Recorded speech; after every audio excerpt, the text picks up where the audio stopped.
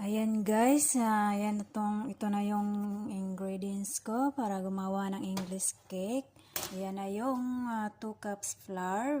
Nilagyan ko na ng 1 tablespoon of baking powder.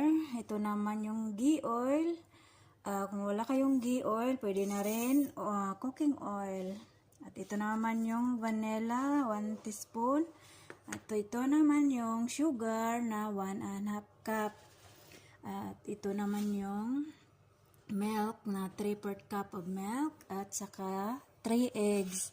So guys, nasa inyo na yan kung anong pan ang lulutuan nyo. Pwede loaf pan, pwede din ito round.